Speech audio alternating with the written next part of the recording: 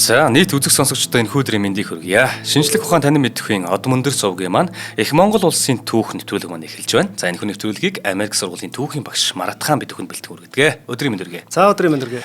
Нэвтрүүлгийн маань ивент итгэгчээр 5 тухын дээд Тансаг вилла, Casa Da Vinci хотхон болон эко үйлдэлийг ногоон оноогоор ураатай Green Score Nature application хамт олон маань ивент итгэн ажиллаж байна.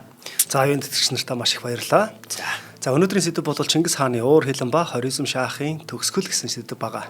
За бид өмнө бол цаг хугацааны түүхээр 800-ны тэртих дэлхийн түүхийг өөрчилсөн тэр нэгэн үйл явдлын тухай яг аян дайны босгон дээр ичээд зогссон. Гэхдээ энэхүү үйл явдлыг бол хоёулаа хоризм шаахын зүгээс ерөн дундад Азийн төвөгчдийн үзэл баримтал хоризм шаах яг ямар бодолтой байсан хоризм улсын улс төрийн бодлого хаашаа чиглэж исэн гэх мэтлэнгээр ярьж исэн бол өнөөдөр Их Монгол улсын талаас Чингис хааны бодлого ямар хөө зүг чиглэж исэн бэ гэдэг талаас нь ярих юм. За тэгэхээр одоо яг энэ дайны үйл явдал ер нь Чингис хааны уур хилэн хоризм улс руу довтолж орж байгаа дайны үйл явцын тухай тодорхой өгүүлэх болно гэсэн үг. За хоризм улсад алтан аргамжаагаа таслуулсан Чингис хаан түүний хувьд бол хичнээн уур хилэн нь буцалж байсан боловч яахын аргагүй өөрөө гэгээрсэн хаан гэдгээ нотлж харуулахын тулд илж илгээсэн. Гэсэн хэдий боловч энийг асуудлыг илж дипломат аргаар шийдье.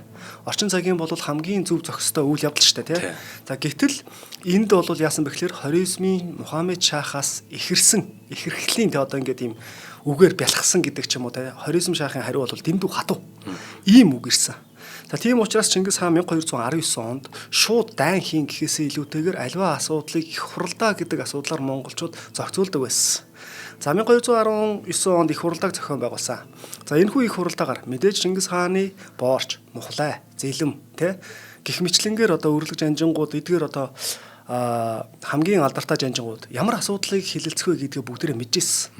Ямар ч асуудлын талаар хилэлцэж цаашаага үр дүн нь бол мэдээж тодорхой хариу нь гарч байгаа Гэсэн хэдий боловч эдгээр бүх ноёдууд нэг зүйлийг мартсан байсан.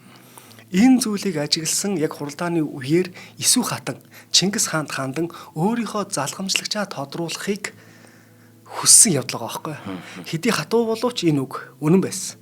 Тэрээр хэлэхдээ бүртөө үжин хатнаас төрсэн 4 хүүгүүний аль нь хаан ширээнд суух юм бэ хэмээн асуусан баг.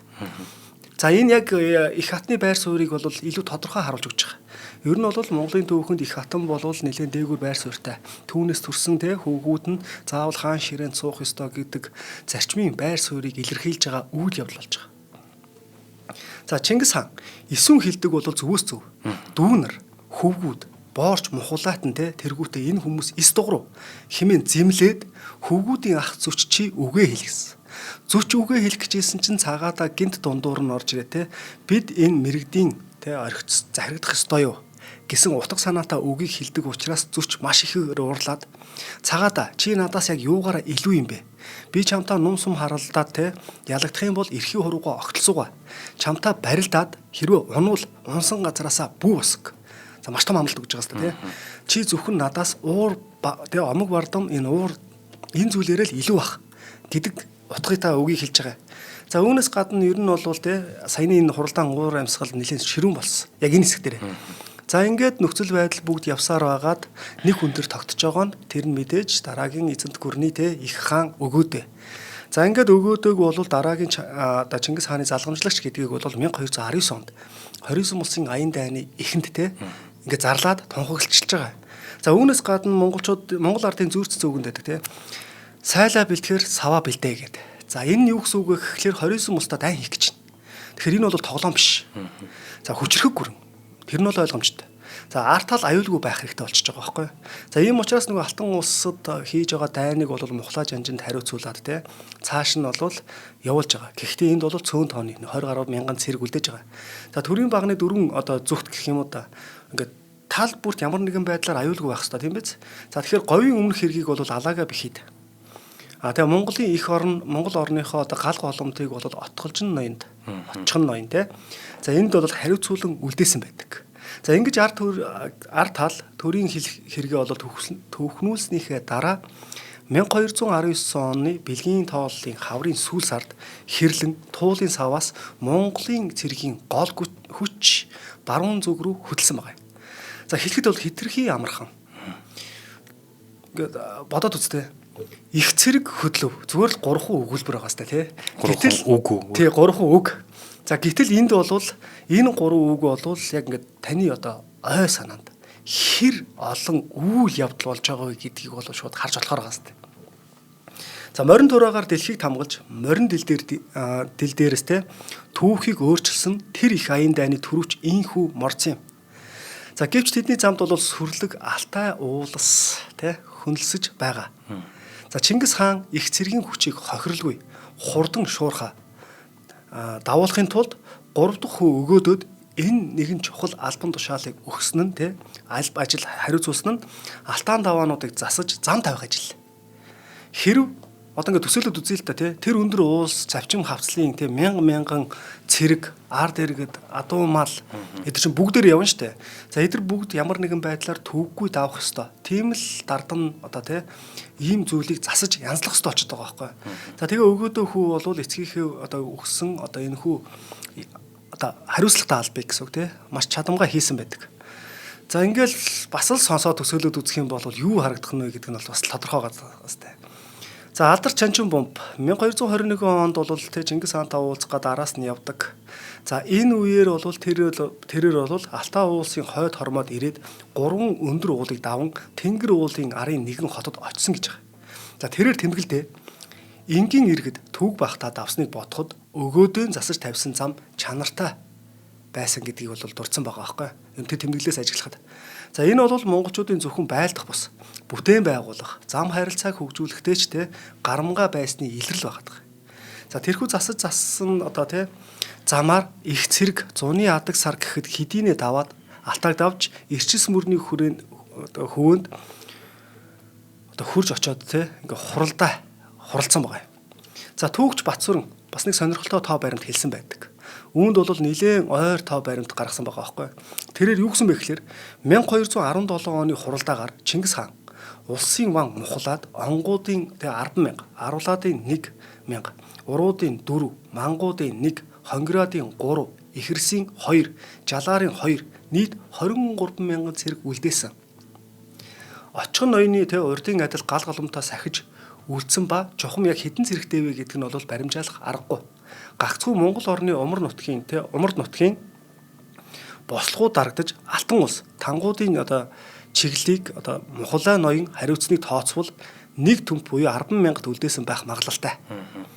За мухлаа очихын ноёны цэргийг одоо хасвал эрчис мөрний эрэгт 96,000-т буюу 67-оос 68,000 цэрэг цугларах ёстой гэж үздсэн байгаа юм. Хоёлаа нөгөө нэг дундад зууны үеийн 1000-т гэдэг чинь 10,000 гэдэг бол нөгөө 7-оос 8,000 их 1000-т нь тийм гээл те дунд 1000-т нь бол 5,000 гал ингээ ярьжсэн. Энтэй холбоотой шүү. Тоо баримт нарай нөгөө баг гарч ирээд байгаа. За үүнээс 1219 оны дунд үе гэхэд хэдийн одоо те зэв ноёны одоо 2 баг төмтийн 6,000 цэрэг бас хасагдах ёстой болчиход байгаа байхгүй. За тэгэхээр Чингис хаан яг эрчис мөрний хөвөөнд 1219 онд бол 7-оос 8 сард 61-с 62,000 цэрэг хуралдуулсан гэж үздэг. За яагаад энийг ингэж илүү тодорхой хэлээд байгаа юм бэ гэхлээр нөгөө их Монгол улсын цэрэг 200,000 байсан, 300, 400,000 байсан гэх мэтлэнгээр те янз бүрээр ярьдаг. Гэтэл яг нөгөө хүн амтайгаа дүүцхүүс цэрэг гарахаас өөр боломж байхгүй байхгүй юу? Зарим бүр одоо гадны судлаачид чинь бүр их Монгол улсын цэрэг 700,000 байсан гэж байгаа байхгүй. Бараг хүн амтайгаа чацуу цэрэг болчих гээд байгаа. Монголчууд бүр бүгдээрээ тийш очоод дан хийцэн юм уу гэмээр те. За ийм юм болж байгаа шүү. За ингээд эндээс буюу эрчис мөрний хөвөнөөс 71-с 72,000 хүнтэй Монголын их цэрэг зуны сүүл сард мордохдоо цэрэг дайны сүлдээ тагсан. Гэтэл гинт ингээ 3 чи одоо тий цас унсан байгаа. Үүнд нь Чингис хаан болвол ингээд баахан одоо ингээд эмзэглсэн, сэжиглсэн тий ийм үйл явдал болсон боловч Юлий Чуцаа бол энэ дайнд ялахын тий бэлэгдэл гэж тайлбарласан байдаг. За эрчис мөрнөөс мордсон Монголын цэрэг аялж Тэнгэр уулын сайрам нуураас Алмалик ордог замаар те давсан байдаг. Чанчууны мэдээлснээр цагаатаа энэ хавийн замыг бас хариуцаж зассан байдаг гэж байгаа байхгүй. За тэгээд яасан бэ гэхээр тэрээр ер нь бол 2 одоо ингээд те тэрэг хөнгөн зөрөх юм өргөнтэй 48 гүүрийг барьж янзлсан гэж байгаа. За Чанчун бомбын одоо ингээд тэр хавцлаар 1 шөнө 2 өдөр явсан гэдэг тоо баримт байдаг. За Жөвэнигийн хэлснээр бол энэхүү хааны цэргийн тоо ихээхэн өсөв гэж байгаа байхгүй. За тэрээр юу гэсэн үг вэ гэхээр Багцаагаар 20,000 орчим хүн нэмэгдэж 91-ээс 92 мянгад хүрчээ гэж. Энэ Гаилэгт байгаа Монголын их цэрэг дээр нийлээд тухайн үед байсан Пергант сууж байсан Зэв ноёны 6,000.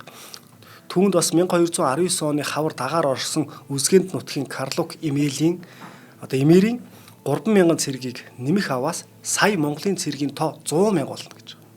За үүнээс 67-оос 68 мянган жинхэнэ Монгол цэрэг үлдсэн нь Хятан, Зөрчид, Хятад, Уйгур, Карлук, Угсааны цэрэг байгаа. За хожим Монголын цэрэг хар Хятан Угсааны нэг төмтөр игнээг өргөтгсөн гэж байгаа.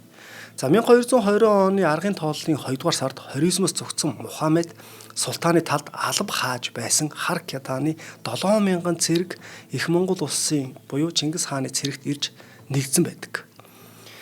1230 онд бичсэн Персийн түүхч Ибн ал-Асир хулсан үзгээ гэж бэхэн дүрхтэй өмнө нь үзэгдээгүй нэгэн үндэсний тухай ийм тэмдэглэсэн байдаг. Түүний тэмдэглэлд айдас, төгшүр ноёлох бас монголчуудыг үзэн ядах сэтгэлээр бичсэн мэт санагддаг хэдий ч энэ хэсэг нь бол яах вэ аргагүй өмнөний ортой үг бас давхар явж идэг.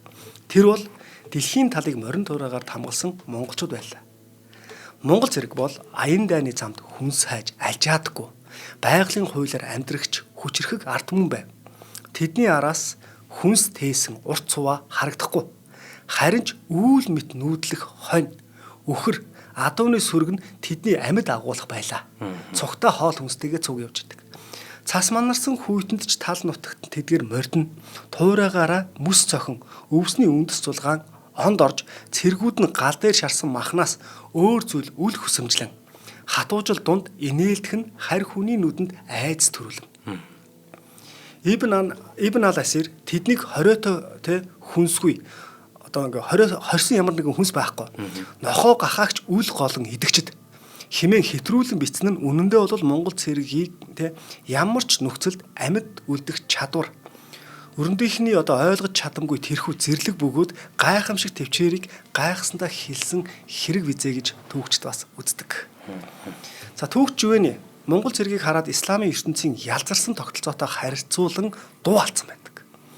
Монгол цэрэгт бие дарга, чи цэрэг гэх дээрэнгүй зам байсангүй. Хаан ч жирийн цэрэгч нэгэн адил зүтгэж, нэгэн адил зовлон туулна.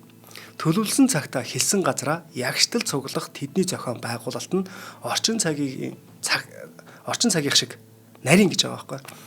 Тэд нь нийтийнхээ төлөө, нийт нь нэгнийхээ төлөө гих мэтлэнгээр яг зүрхэндээ өөрсдийнхөө төлөө маш сайн тулалддаг. Ийм ард юм.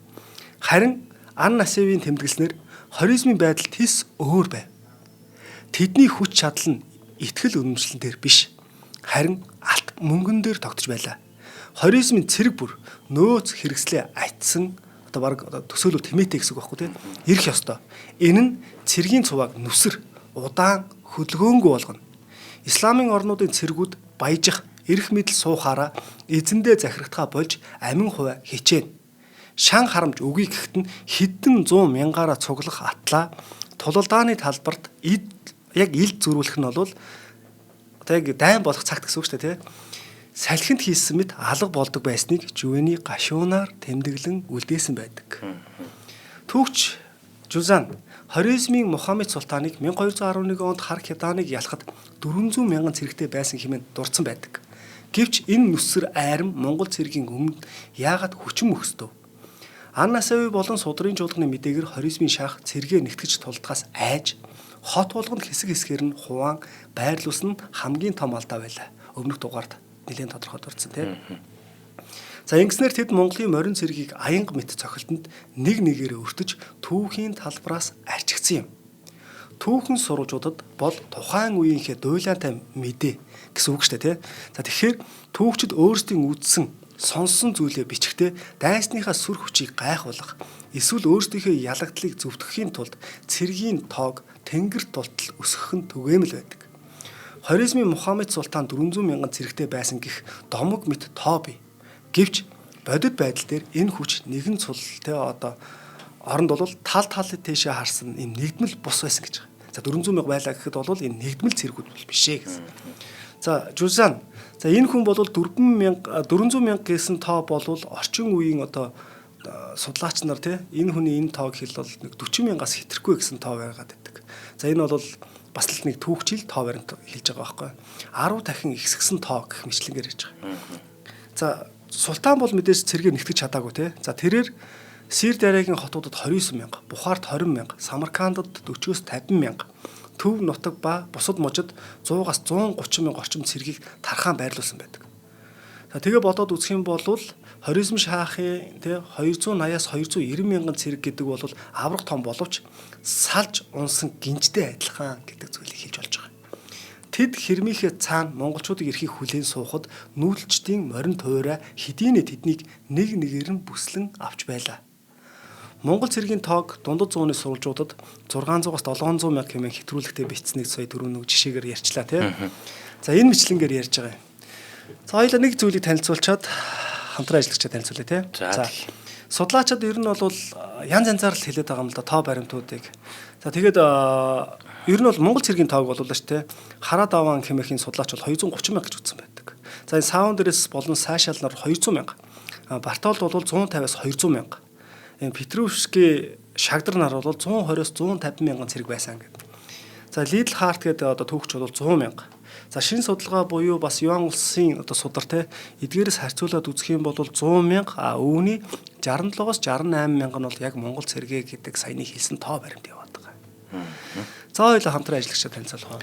За тэгээ. За нэвтрүүлгийн хамтран ажиллагчаар эко үйлдэлийг ногоон оноогоор ногоон оноо байгал нийт дэвшилт төрийн бас байгууллагын хамт олон маань ажиллаж байгаа. За энэ хамт олон маань бол ямар үйлчлэгийг танилцуулж байгаа юм гэхээр эко үйлдэлийг ногоон оноогоор буюу Green Score Nature Application. За утсандаа та Green Score Nature гэдэг энэ аппликейшнийг суулгачих юм болоо шүү дээ. Алхаж байгаа алхалтаасаа, ногоон худалдан авалтаасаа, ногоон тээвэр, сайн дурын ажил, дахин ашиглалт, дижитал хэрэглээ, эко ногоон барилга, энерги хэмнэлт гэх мэтлэн энэ бүх олон төрлийн үйлчлэгүүдээс та ингээд дэлгүүрт ороход чинь тэр чинь хэрвээ ногоон худалдаа бүтээгдэхүүн чинь ногоон худалдаа авалт байх юм бол ингээд оноо чинь нэмэгдэл явчихдаг гэсэн үг байхгүй. Энэ болгоноосоо ингээд оноог цуглуул, ногоон оноог цуглуулна. Үүгээрээ хамтлагч байгууллагуудын бүтээгдэхүүн үйлчлэгээс хөнгөлөлт идэх боломжтой. Тэгэхээр та эх орондоо дэлхийн ертөнцийн хүн ёсоор хандаж те байгальдаа ээлтэй ногоон үйлдэлийг хийснээр магадгүй та өдөр тутамдаа хэрэгжилж байгаа зүйлсүүд дээр хүртэл урамшуул аваад хямдрал аваад явах боломжтой болж байна л гэсэн үг. Тэгэхээр тогтвортой хөгжил байгаль дээлтэй ногоон хөгжлийн чиглэлээр нийгэм тусдаа сайн дурын оролцоог дэмжих зөв дадлалт хөтлөх зорилготой платформыг хөгжүүлдэг ногоон оноо байгал төрийн бас байгууллагын хамт олон бид бүхэндээ ажиллаж байгаа юм аа. За ингээд та бүхэн мань гар утсандаа Green Score Nature гэдэг аппликейшнийг суулгаарай. Тэгээд туршаад өнөөдрөөс бүр тушиж үзээд эхлээрэй гэж та бүхнээс хүсье. Баярлалаа. За баярлалаа. За одоо хоёлаа хаалт төсөөлөд үзье. 100 мянган хүнтэй төмөр мэт сахилга баттай нэгэн тоор нэгдсэн Монгол цэрэг. Тэдний эсрэг 290 мянган хүнтэй боловч хоттой бүгсэн эв нэгдэлгүй хүсний цэргүүд. Энэ бол тооны илүүгэр биш. Тактик ба зохион байгуулалтын гайхамшигар ялах дайн байсан байгаа байхгүй юу? За Ан Насибын тэмдэглэснээр бол Мухаммед Султан бол Кипчакийн талд байлдахдаа 60 мянган цэрэгтэй байсан. Харин Ирак товтлохдоо 15 мянган цэрэгтэй болж хувирсан. Гэх мэтлэнгээр энэнийг бодоод үзэх юм бол яг хоризмын цэрэг бол ер нь тогтворгүй байдалтай байсан гэдгийг нь бас харж болж байгаа юм. За Монгол цэрэг бол Ташкент нутгаар дайраад уулын хавцал гол замаар Самарканд орох байх гэж тооцоолсон хоризмын султан цэргээ тархаж байгуулсныг бас Самаркандад үлэмж их цэрэг хуралдсан мэдээ хоризмд цөмрөөдтэй илүү тодорхой ойлгосон Чингис хаан Самаркандыг тойрохоор шийдвэрлэсэн. Хоризмын цэргийн байрлал Алтан улстай харьцуулахад бүр таруу хотууд дахь ангиудын цэргийн тоо цөөн гэдэг нь отрооноос мэдгдсэн гэж байгаа юм. За Чингис хаан тус хотын дэргэд Монголын цэргийг тэ замуудад хувааж салж давшихаар шийдсэн байдаг. За Жүвэнигийн түүхэнд Чингис хаан ноёдуудаа төмтүүд өгч эрлэх цэрэг өгчтэй тал тийшээгээ илгээсэн байдаг гэж бичсэн байдаг. За тэгээд Хойшент, Панакад руу тэ алаг ноёныг Сүхэтүү Таахаа гурыг бол 50000 цэрэгтэй тэ нэг тунд төмдийг бас хамт мордуулсан гэж байгаа. Энэ мэтлэнгээр тал тийшээгээ таараасаа. За түүхэн сурвалжуудад Готроор хотыг хэдэн 10 мянган цэрэг хамгаалж байсан гэж бичдэгч археологийн судалгаа тэгээ арай өөр төр зургийг харуулад байдаг байхгүй юу? Яагаад вэ гэхээр 190 га талбайтай 17 мянган хүн амтай хотод 30 мянган цэрэг бол багтахгүй. За Готроор хот бол ердөө 5 мянган шилдэг дайчид хамгаалж байсан гэж үзвэл илүү тохиромжтой. За хаан эзэн бол өгөөдөө цагаадаа нарт 2 баг төмп буюу ойролцоогоор 10-аас 15 мянган цэрэг үлдээгээд өөрөө гол хүчээ аваад цаашаа хөдөлсөн байдаг. За хотын хэрэмд бол тэг 20 гаруй метр зузаан суурьтай. Тэг Отрорын одоо ингээд 5-аас 6 сарын турш монголчууд ингээд эсрэг байлцсан энэ цаг хугацаанд бол тэр бэхлэлт нь маш сайн байсан юм а гэдэг зүйлийг хэлж байгаа. Тэгээд ч нөгөө нэг Отрорын гайр буюу одоо Иналчиг те энэ өөрөө энэ хүнээс болж одоо ингээд монгол цэргүүд их цэрэг ирж байгаа гэдэг шалтгаанаар бас эрлэхэд тулалдсан байгаа байхгүй. За тэгээд Отрорыг бүсэлсэн явдал бол 29-ийн улстай хийсэн Монголын өрн зүг чиглэсэн дайны эхний бас хамгийн хурц эхлэлт байсан байгаа байхгүй. Хэд хэдэн томоохон одоо Араб Перс сурвалжаар хоорондоо давхцсан баталгааждаг энэ зүйлээр бол Чингис хаан Отрорт хурч ирээд зарим хүчээс салган өөр чиглэлд бүхсэн гэдэг зүйлийг хэлж байгаа. За одоо нэг үйл явдал болж байгаа. Мэдээж энэ хотыг нэлээд удаан хугацаанд те 5-6 сарын хугацаанд бүсэлж байлцсныхаа эцэст монгол цэргүүд ялж байгаа. За ялсныхаа дараа бол одоо нэг хоёлоо Чингис хаан кинон дээр үзэх юм бол бараг л тэр хайрхан буюу одоо хайрхан билүү те тэр хаан штэ. Иналчиг те. За энэ Отрор хотын захирагчийн одоо нүдрүү ингээд тоглог цутгаж алж байгаа гардаг. За тэгэл зарим одоо ингээд хүмүүс те ер нь бол 29 Отрор хотын захирагчийг бол те нүдэнд нь тоглог цутгаж алсан гэдэг зүйлийг яриаддаг байхгүй. Гэтэл яг тийм кинон дээр гардаг шиг хайлсан мөнгө те эсвэл металл цутгасан гих төрслийн хүрээнд бол ер нь бол яг тодорхой дурдсан сурулж байдаггүй. Харин орчин үеийн одоо ингээд энэ бол хоёр дахьч одоо юу хэмтэй популяр гэх юм уу те. За иймэрхүү юм түүхэн роман, кинонд уран сайхны дүрслэл гарган хайлсан мөнгө гэдэг ийм домог сүулдэ бий болсон гэж үзэж болж байгаа байхгүй. Тэгэхээр энэ бол өөрөө домог мөртлөө бас яг найдвартай домогч бас биш. Зарим домог нөгөө түүх агуулж яадаг гэдэг шүү дээ. Гэтэл ийм зүйл биш гэж байгаа байхгүй. За Чингис хаан бол мэдээж нөгөө нэг Отрор хотын захирагч Иналчиг цаазалсан тий. Тэгээ цаазалсан гэхдээ яг ингэж цаазалсан гэдэг зүйл бол бас нэг юм домог шинжтэй. Гэхдээ тийм батлагдсан домог биш гэдгийг бас зөв бодох хэрэгтэй болчиход байгаа юм. За Чингис хаан Бухарыг зорихдоо бол ер бусын тактик хэрэглэсэн юм. За тэрээр цэргийн хүчээ хувааж зөчид Сир дарья мөрний дагуу хотуудыг даалгасан. За тэгэд зөчийн ялалт бол тий Сугнак, Жант зэрэг хотуудыг ээлж дараалан авч Ахмад хүүгийнхээ тий цэргийн эрдмийг гайхуулсан. За тэгээд энд бол яасан бэ гэхээр за энд нэг зүйл гарч ирэх юм. Тэр нь юу вэ гэхээр ер нь 29-ийн аян дайнд явахдаа монголчууд бол тий саяны ялангуяа тэр Отрор хотын аян дайнд дайснууд сүулт нь ингээ хэсэг бүлэг хүмүүс энэ хаанаасаа тэр нүг захирагчаасаа салаад ирэнгуутаа монголчуудад бууж өгөхийг хүссэн байгаа байхгүй. Гэтэл монголчууд та нар эзэн ноёноосоо яг одоо урвж иж бидэнд ирээдүйд яг үнэнч зүтгэхүү гэд бүгдийг цаалсан байдаг. Яг ийм зүйл дурггүй тий. За тэрний дараа бол ер нь хотуудаас нэг ийм зүйл гарч ирдэг. Энэ болохоор хашаар гэдэг нэг үг байгаа. За энэ нь бол монголчуудад олзлогдсон иргэдийг дараагийн хотоо тий дайлахта халахвч болгож ашигладаг. Эсвэл одоо сэтгэл зүйн маш том тактикуудыг хэрэгэлдэг ийм зүйл байгаа байхгүй. Ер нь зүгээр энэ хүмүүсээр юу хэлдэг вэ гэхээр яг цэргийн насны ирчүүдийг бүгдийн тэр хашаар болгож байгаа байхгүй. За хашаарууд бол цайз хэрэм нурах, шууд ухах, дайсны өмнө бамбаа болгон төрүүлэх, ачаа тээвэр, бүслэлтийг одоо ингээ бүслэлтээс одоо ингээд бас тослох, гүүр барих зэрэг хамгийн эрсдэлтэй хүнд ажлуудыг хийдэг байсан байгаа. Тэд жинхэнэ одоо Монгол цэрэг биш те. Харин саяны тэр 29-аас эзлэгдэж байгаа улс орны ирчүүдийг ингэж албадан ашигласан ийм үйл явдал. За тэгэхээр хамгийн ихний дайнаас ч юм уу хэд хэдэн дайнаас ингээ 30 мянган ингээ зоригтой залуусыг хашаар болгосон гэдэг санаа бас явж байдаг байгаа байхгүй. За тэднийг бол шууд хороохгүй шүү дээ тий. Тэгэхээр бол хамаг муу ажиллаа хийлгэх нь ингэсний эцэст хашаар болгож байгаа. 30 мянга гэж тий. За 1220 оны 2 сард Мухаммед султан монголчуудыг Сир дарья дээр тий тулалдаж буй гэж бодож байтал Чингис хаан 60-аас 70 мянган цэрэгтэйг одоо Қызыл хумын улаан элс гэсэн үг л дээ. Қызыл хумын элсэн цүлийг гатлан Бухарын дэргэд гинт гарч ирсэн. Энэ бол тэнгэрээс буусан цэргүү эсвэл газраас гарсан чөтгөрөө гэдэг санаал тэдний тоонд бууж байгаа байхгүй. За ингээд хоризмчууд уулга алдаж байсан гэж. За Султан Мухаммед Монгол цэргийн энэ их хүч тий эрч хүч хурдны одоо ингээд өмнө хүчин мөксдөж цэргээ хуралдуулж амжилгүй Хорасан руу зогтсон байдаг.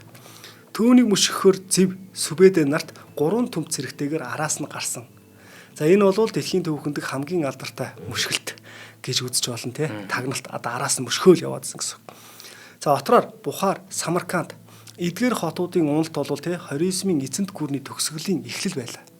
Чингис хаан цөөн цэргээр их хүчийг ялгахдаа зөвхөн ил дээр бус мэдээлэл, тактик, хурдаар ялсан юм. Жувенигийн бичснээр хотыг хамгаалж байсан цэргээс одоо тий 30 гаруй мянган түрэг гангл цэрэг болон султааны 20 эмээрийг нь монголчууд хороосон байдаг. За хотод шашны зүтгэлтэн нарын хүчээр 50 мянган хүн өршөөгдөж бас 30 мянган хүн урчуудыг Монголын ноёд хуваан авч 30 мянган зоригтой залуусыг одоо нүг хашаар болгосон тий. За ийхүү 100 хэдэн хоногийн дотор Чингис хаан хоризмын шаахын хүчрхэг улсыг нэг их хүч зарлалгүйгээр сөхрүүлж чадсан байдаг. 1220 оны хавар гэхэд тэрээр Мавринахрыг бүрэн иргэшээлтэд оруулсан хэмээн үзэж Орсын суугчдын амьдралыг хэвийн байдалд оруулах сэргээх арга хэмжээ авч эхэлсэн байна. Энэ нь юу гэсэн үг вэ гэхээр яг Мухаммед шаахын үед бол тэр алба татвар маш их ихсэн байсан. Харин одоо монголчуудын хувьд бол ард түмэнд те бас нэг гар хөрөхгүй. Илүү одоо татвар нь бол илүү бага. Мухаммед шаахын үеэс л илүү бага те байх боломжтой нэг ийм зүйлийг яриад байгаа. За тэгтээ би нэг яг баттаа сурулж бол биш шүү зэ. За султаныг мөшгөх даалгавартай Самаркандаас хөдөлсөн монгол цэрэг 1220 оны 3 дугаар сарын сүүл 4 дугаар сарын эхээр Амударя мөрнийг гаталсан. За энэ мэдээг Нишапурт одоо 1220 оны 4 сарын 18-нд хурж ирсэн Мухаммед султан сонссон. Айдас давтсан тэрээр Нишапурт хэдхэн цаг саатаад цаашаага Бистам руу зогтаасан. За гэвч Монголын цэрэг түүнийг мөрдөн хөөсөөр султан замдаа алт эрдэнсээ орхин хотоос хотод цайзаас цайзад дамжин зугтаасаар эцэст нь Каспийн тэнгисийн эрэгт хүрсэн. За тэр тэнд хатгаа өвчнөр өвдөн 1220 оны 12 дугаар сард таалал төгссөн байдаг. Гэвч монголчууд өшөө авахар хөөцөлдсөөр султаны шарилыг олж өгөөдөө хаан Ал Хакадад хөргүүлэн шатааж үрцсгүй болгосон хэмээн сурвалжид өгүүлдэг. Гэхдээ энэ сурвалж бас яг тодорхой өгүүлж байгаа сурвалж бол биш. Тэ. Энэ юу гэхээр ер нь бол Самаркандыг эзэлсний дараа гэдэг ч юм уу те ер нь энэ хотуудад одоо хоризм шаахыг одоо устгахсны дараа хоризм шаах тэнцээ өөрөө өгчлээ шүү дээ те. За тэгээ оршуулгацсныхан дараа нь гарч ирж байгаа Жалал ад-Дин. За энэ шаах чинь одоо ингээд өргөмжлөгдөж байгаа шүү дээ. За тэрээр яасан бэ гэхээр эцгийнхаа шарилыг яг авах гिचт нь даалгаж те буцаага тэр хотын хамгаалттай хотынхоо дэргэд авчирсан гэдэг зүйлийг ярьдаг. За тэгээ энэ бол яг бүрэн батлагдах биш ганцхан сурвалжид ийм өгүүлбэр байгаа. Тэгэхээр энд бас бүрэн дүрэн итгэхэд бас бэрхтэй гэсэн үг. За судрын чуулганд бол гурганч те 90 мянган төгрөг гангл цэрэг байсан хэмээн өгүүлсэн байдаг бол судлаач Эсвердүүл одоо энэ тоог 10 дахин багасган үзсэн байдаг. За цагаан луу жилийн намраар те 1220 оны 9 дугаар сарын 28-наас 10 дугаар сарын 27-ны хооронд эхэлсэн бүслэлд 7 сар үргэлжилсэн. Гэвч зүч цагаадаан хоёрын зөрчлөөс болж бүслэлд удаашрсан байдаг. За яагаад вэ гэхээр энэ гурганч гэдэг хотыг бол эзэлж авсныхаа дараа зүч миний хүү чи өөрийн эзэмшлээ аваараа гэсэн байгаа. Энэ хот бол үнэхээр үзэсгэлэнтэй хот байсан.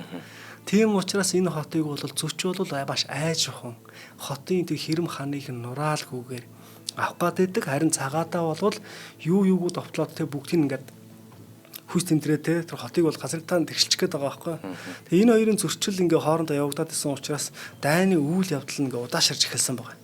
За энийг нь сонссон уг нь бол Чингис хаан дотроо бол те Монголын нууц товчоог баримтлах юм бол яагаад яг энэ дайн дээр бол зүч цагаатаа хоёрын тэр нэг маргааныг те хоорондоо ирчүүд явж байгаад эсэлж шийдгээ хоорондоо найрамд гэсэн санаатай явсан боловч нөгөө хоёрын хэрүүл тэмцэл улам цаашаа дэврээд явж байгаа байхгүй.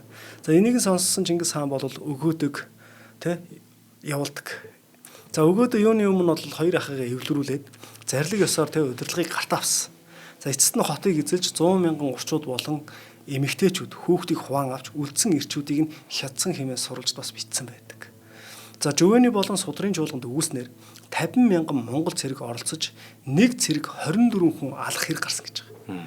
За гэвч бодит байдалд бол 3 одоо тий хан хүүгийн цэрэг нийлээд 9-12 мянга орчимд байх боломжтой. За Гурганч хот Самаркандаас төдийлөн том хот улс биш. Тэгэхээр оршин суугчдын тоо бол дээд тал нь бол 100 мянга орчим байсан болов хэмээн таамагладаг. За тэгэхээр сая 50 мянга тэгээ нэг хүн 24 мянган хүн ална гэж сая гараа явчих жоос тээ. Тийм ээ. Тийм. Тэгэхээр энэ бол баг боломжгүй тоо тий. За энэ нь бол яасан бэ гэхээр ер нь сая тэр дундад Азийн сурвалжууд бол Ер нь Монгол цэргүүд ямар их яргалал явуулсан бэ? Ямар олон хүн алсан бэ гэдэг ч юм уу. Энийг нэг ард түмнийхээ тархинд суулгах гэдэг ч юм уу. Хойж үедээ бол монголчуудыг хар бараанаар үлдээх гэсэн бас нэг зорилготой үйл явдлын нэг байгаа юм те. За хоёулаа хамтран ажиллаж танилцуулгаа. За тэгээ. За нэвтрүүлгийн маань хамтран ажиллагчаар 5 тухын дээд тансаг байла. Casa da Vinci ажиллаж байгаа.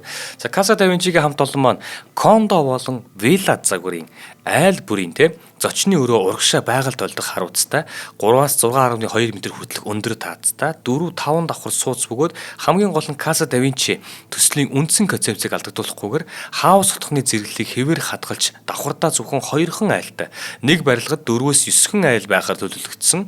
Таны хувийн орон зайг бүрдүүлэхээс гадна хүн амын нэгтгэгчлийг хамгийн бага түвшинд байлгаж амар тайван амьдрах боломжоор хангахаар зорин ажилласан. За тэгээд тэр зорилготой ч хүрсэн. Онцлог нь гэх юм бол 260 м квадрат нэг давхрын дуплекс вилла нь гаднаа хувийн эдбэр газар цэлгэр саруул террастай ба 6.2 м өндөр таацтай 4-5 давхрын айлууд нь болохоор цэлгэр том террастайгаар бас онцлог.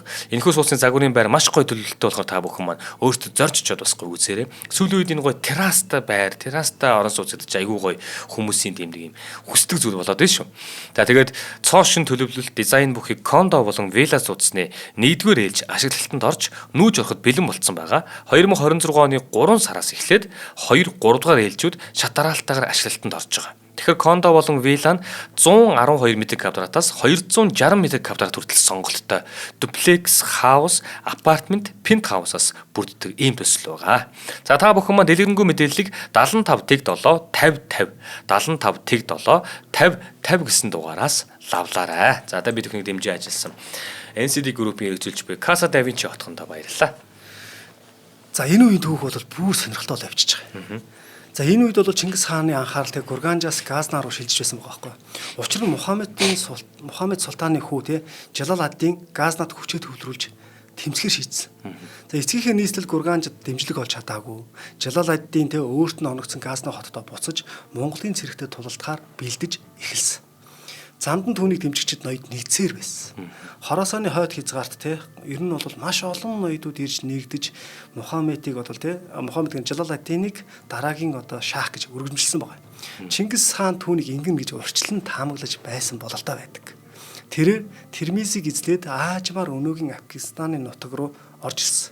Жалал ад-Дин чадварлаг жанжин гэдгээ харуулж эхлээд Монголын нэг ангийг довтлон 1000 цэргийг устгасан.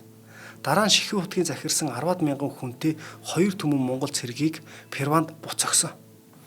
Гэвч түүнийтэй доорх ноёд хагаралдан бутарсаар цэргийн хүчин суларч Жалал ад-Дин ухран энд мөрний эрэгт хүрсэн байдаг. Газна хотоос гарснаас хойшоо 15 хоногийн дараа монголчууд хотод нэвтэрч тохинуулах, төшмөл үлдээх, залуу шаахыг бас араас нь мөшгөн нэгсээр байсан. Жалал ад-Дин цэрэгтэй өрх гэрийн хамт энд мөрний гатлан Монголын цэрэг өчүүхэнч үл одоо торон араас нь ингээд довтлосоор сүүл даран ирэхэд Жалал ад-Дин айсан шинжгүй. Харин ч Монголын манлай ангийг тэг гиндүүлэн ард талаас нь довтолж хөнөөсөн хэмээн өгүүлдэг.